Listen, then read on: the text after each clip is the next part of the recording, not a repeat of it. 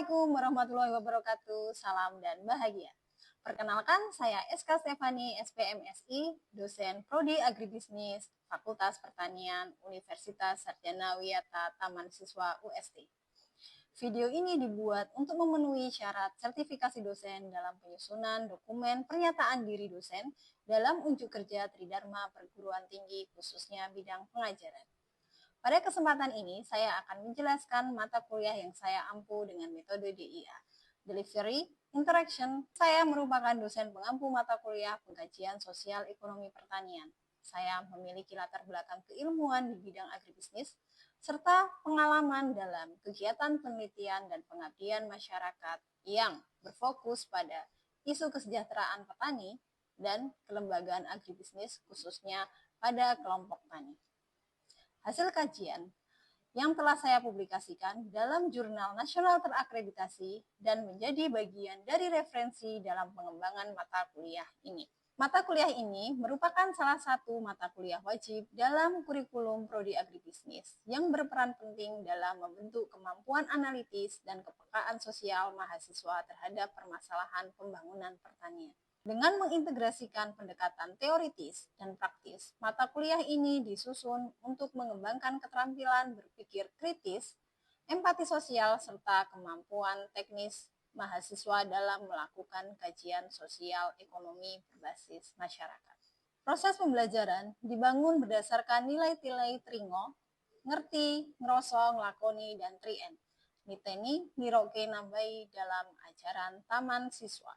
Mata kuliah Pengkajian Sosial Ekonomi Pertanian merupakan mata kuliah wajib semester 5 dengan bobot SKS 1 teori dan 1 praktikum.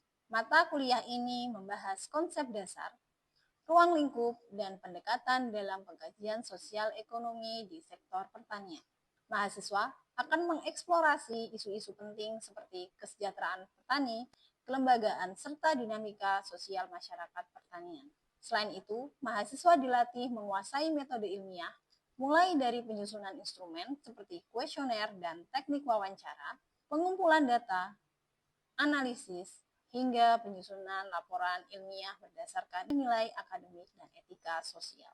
Capaian pembelajaran mata kuliah antara lain, yang pertama, menjelaskan konsep dan ruang lingkup pengkajian sosial ekonomi pertanian. Kedua, mengidentifikasi isu sosial ekonomi yang mempengaruhi pembangunan pertanian. Ketiga, menganalisis kondisi sosial ekonomi masyarakat pertanian secara kualitatif dan kuantitatif. Keempat, menyusun laporan pengkajian sosial ekonomi dengan pendekatan ilmiah dan etika akademis. Materi yang diajarkan disusun berdasarkan capaian pembelajaran. Penyampaian materi atau delivery dilakukan secara sistematis dan bertahap, dimulai dari pengenalan konsep dasar hingga pada praktek langsung pengkajian sosial ekonomi. Metode perkuliahan yang digunakan beragam, meliputi ceramah interaktif, diskusi kelompok, studi kasus atau case method, dan pembelajaran berbasis proyek atau project based learning. Pembelajaran menggunakan prinsip Among, KAS Taman Siswa menekankan kemandirian, kebebasan berpikir, dan pengembangan karakter mahasiswa. Perkuliahan dilakukan secara blended learning, secara tatap muka di kelas, dan melalui LMS yang dikembangkan UST, yaitu Sipeda. Interaksi dalam perkuliahan berlangsung secara aktif dan dua arah. Dosen berperan sebagai fasilitator, pembimbing, dan mitra diskusi mahasiswa dalam memahami dan mengembangkan kemampuan mereka berbasis Student Learning Center. Mahasiswa dilibatkan secara aktif dalam kegiatan diskusi, presentasi, serta tugas proyek kelompok. Pada kegiatan pembelajaran berbasis proyek, mahasiswa didampingi dalam setiap tahapan, mulai dari penyusunan kuesioner, melakukan wawancara lapangan, hingga mengolah dan menafsirkan data, serta menyusun laporan akhir. Umpan balik diberikan secara berkelanjutan untuk memastikan proses pembelajaran berjalan efektif, adaptif, dan sesuai dengan tujuan capaian pembelajaran. Penilaian dalam mata kuliah ini dilakukan secara komprehensif untuk mengukur capaian kognitif, afektif, dan psikomotorik mahasiswa. Teknik penilaian meliputi aktivitas partisipasif dalam diskusi dan metode studi kasus berbobot 20%, kuis yang mengukur pemahaman materi 15%, Penilaian proyek 30% yang mencakup produk kuesioner, hasil wawancara, interpretasi data, dan laporan akhir. Ujian tengah semester atau UTS 15% dan ujian akhir semester atau UAS 20% berupa soal uraian berbasis analisis dan aplikasi. Teknik dan indikator penilaian yang pertama, kuis dan ujian. Untuk mengukur pemahaman konsep, penerapan metode, dan analisis isu. Kedua, proyek dan tugas praktik dinilai berdasarkan kelengkapan, ketepatan, logika berpikir, dan keterampilan menyusun instrumen dan laporan. Ketiga, partisipasi dinilai dari keaktifan dalam diskusi, kemampuan menyampaikan pendapat, dan respon terhadap kasus sosial ekonomi nyata. Berikut cuplikan proses pembelajaran tentang isu-isu sosial ekonomi dalam pertanian, khususnya pada topik tingkat kesejahteraan. Assalamualaikum warahmatullahi wabarakatuh, salam dan bahagia. Gimana, masih semangat kuliahnya? Siang-siang gini pada lapar? Lapar, oke. Ya, oke, kita mulai aja. Hari ini kita akan membahas tentang tingkat kesejahteraan. Nah, sebelumnya saya mau mereview dulu nih. Kalian ingat nggak? Di pertemuan sebelumnya kita pernah membahas tentang teori tingkat kebutuhan Maslow. Itu ada apa saja? Coba, masih ingat? Yang paling dasar adalah kebutuhan fisiologis. Kemudian setelah itu ada kebutuhan rasa aman. Kemudian kebutuhan sosial. Kemudian ada kebutuhan penghargaan ya. Dan yang paling tinggi adalah kebutuhan aktualisasi diri. Oke, masih ingat semua. Nah, ini nanti kaitannya dengan indikator. Sebenarnya apa saja sih yang dibutuhkan atau indikator untuk menilai kesejahteraan? Nah, kita mulai dari definisinya. CPL-nya dulu ya, CPL-nya. Nah, diharapkan setelah mempelajari materi ini mahasiswa itu bisa apa? Yaitu terkait dengan CPL-nya. Ya, ini untuk memiliki kemampuan mengidentifikasi dan menganalisis masalah, potensi dan prospek serta merekomendasikan alternatif pengambilan keputusan dalam bidang agribisnis dengan menggunakan metode kuantitatif dan kualitatif. Nah, luarannya apa nanti atau sub CPMK-nya yaitu memahami definisi kesejahteraan. Itu yang pertama. Kemudian yang kedua, memahami tahapan keluarga sejahtera. Yang ketiga, memahami indikator penilaian kesejahteraan, dan yang terakhir adalah membuat klasifikasi tingkat keluarga sejahtera. Jadi karena ini mata kuliah ini ada prakteknya ya. Nanti kalian akan ada praktek terjun ke lapang untuk bisa membuat klasifikasi tingkat keluarga sejahtera. Nah, sekarang kita lihat dulu nih definisinya apa. Kesejahteraan ini ya, menurut KBBI, kesejahteraan keadaan sejahtera atau aman, selamat, dan tentram. Nah, selain itu menurut BKKBN, ini bersifat subjektif tergantung nilai individu. Jadi tergantung dari nilai masing-masing individu gitu. Kemudian yang terakhir adalah menurut Undang-Undang Nomor 52 Tahun 2009, keluarga sejahtera ini mampu memenuhi kebutuhan spiritual dan material. Makanya tadi sudah kita awali dengan kebutuhan manusia itu sebenarnya apa saja gitu ya. Ini kan mulai dari kebutuhan spiritual dan material semuanya ada di sini. Gitu. Nah, tingkat kesejahteraan itu ada apa saja? Jadi ada 5 tingkat kesejahteraan itu. Mulai dari keluarga prasejahtera atau KPS singkatannya ya. Nah, ini yang masuk ke kategori ini adalah yang tidak memenuhi salah satu dari 6 indikator KS1 atau keluarga sejahtera 1. Gitu. Sedangkan KS1 adalah keluarga yang mampu memenuhi indikator tahap KS1 tapi tidak memenuhi 1 dari 8 indikator KS2. Gitu. Jadi bertingkat ya. Kemudian yang KS3 itu yang bisa memenuhi indikator yang sebelumnya KS dan KS1 tapi tidak bisa memenuhi indikator di KS3 gitu ya. Nah, kemudian ada KS3 ini yang sudah bisa memenuhi indikator KS1, KS2, KS3, tapi belum bisa memenuhi salah satu indikator KS3+. Dan yang terakhir, kategori KS3+ ini yang sudah bisa memenuhi semua indikator mulai dari KS1 sampai dengan KS3+. Bisa dipahami ya? Paham kan? Masih ini ya, mudah gitu ya. Nah, sekarang yang perlu dipahami lagi indikator dari masing-masing kategori tadi. Yang pertama adalah indikator kebutuhan dasar atau KS1. Yang pertama itu adalah bisa makan lebih dari 2 kali sehari. Nah, makannya itu makanan apa? Ya, makanan pokok. Misalkan kalau di Jawa, berarti makanannya adalah nasi. Terus kalau misalkan di daerah timur, sagu misalkan kayak gitu. Nah, berarti nanti ketika misalkan kalian turun lapang di sini dan di daerah timur ya beda nanyanya ya kan. Di sini itu ya berarti makan beras, kalau di daerah timur itu makan sagu gitu. Kemudian yang kedua, pakaian berbeda sesuai dengan aktivitas. Jadi kalau mau tidur, mau kuliah, mau bekerja atau pergi ke kondangan itu sudah bisa menggunakan pakaian yang berbeda. Gitu. Kemudian yang ketiga, rumah layak huni. Layak huni itu yang seperti apa? Bisa dilihat dari atapnya, kemudian lantainya, atau dengan dindingnya gitu. Semua harus dalam keadaan baik. Gitu. Itu yang dinamakan dengan layak. Kemudian yang keempat, akses layanan kesehatan. Nah ini, keluarga itu sudah bisa mengakses layanan kesehatan belum? Layanan kesehatan itu apa? Contohnya? Apa? Layanan kesehatan contohnya rumah sakit, kemudian apa? Puskesmas, poliklinik, kayak gitu, apotek. Nah, itu sudah bisa mengakses semuanya itu. Kemudian akses pelayanan KB. Nah, si keluarganya ini sudah bisa mengakses layanan KB tadi di rumah sakit, poliklinik, ataupun layanan kesehatan yang lain. Nah, yang keenam ini anak usia 7 sampai 15 tahun itu bersekolah.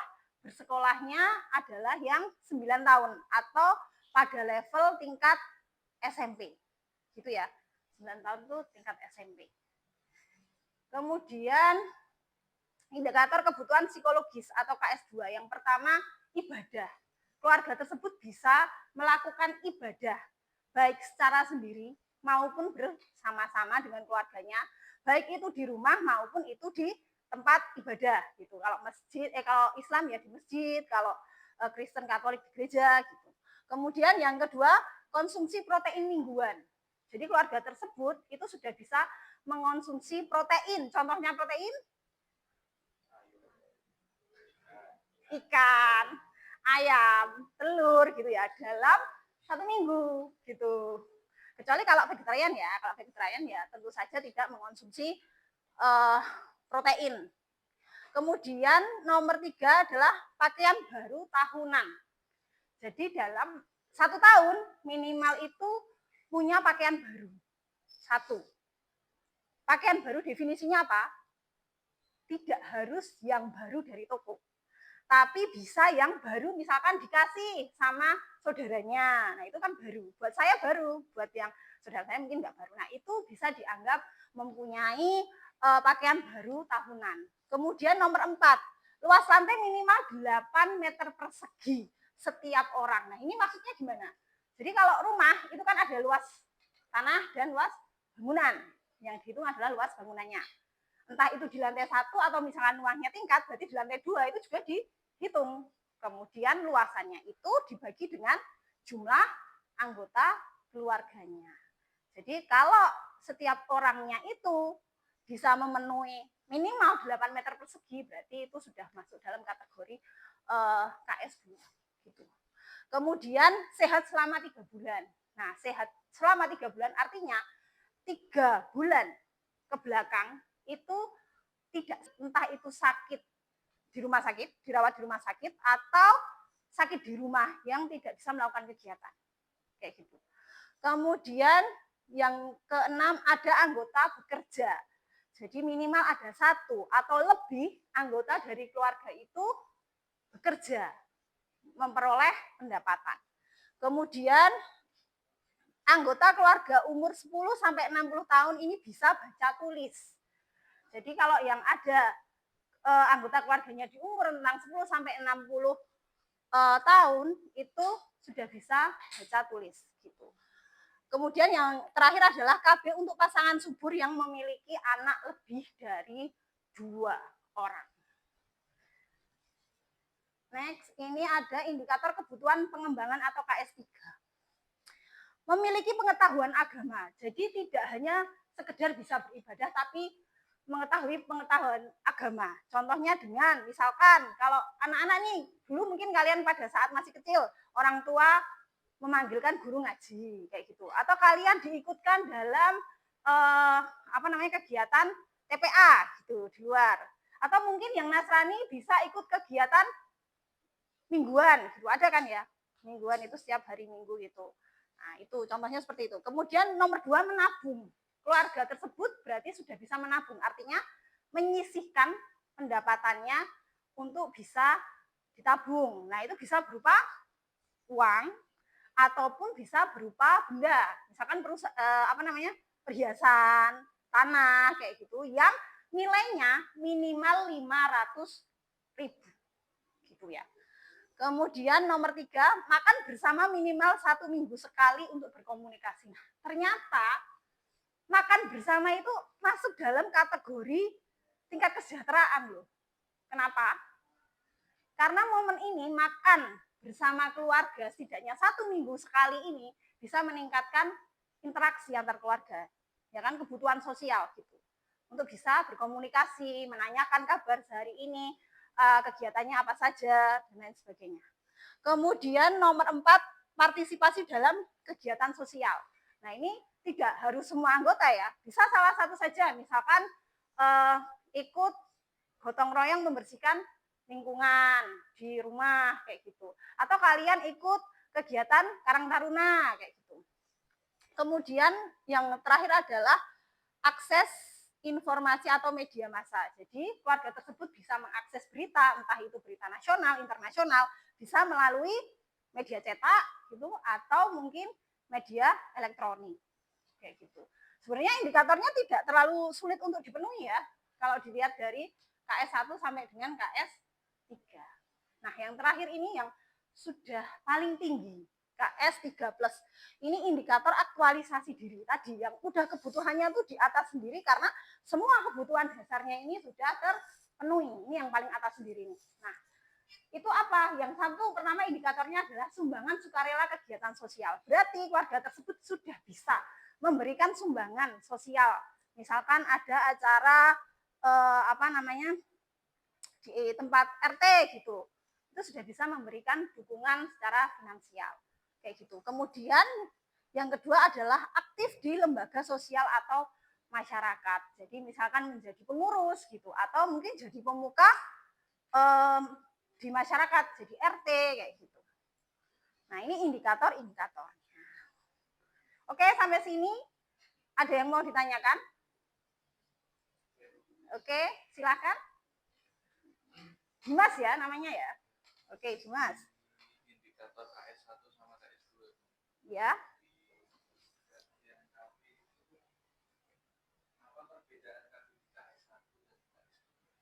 Oke, di KS1 ini disebutkan bahwa adanya akses pelayanan KB, ya enggak? Berarti setiap rumah tangga atau setiap keluarga itu bisa mengakses misalkan alat kontrasepsi ya, misalkan alat kontrasepsi gitu.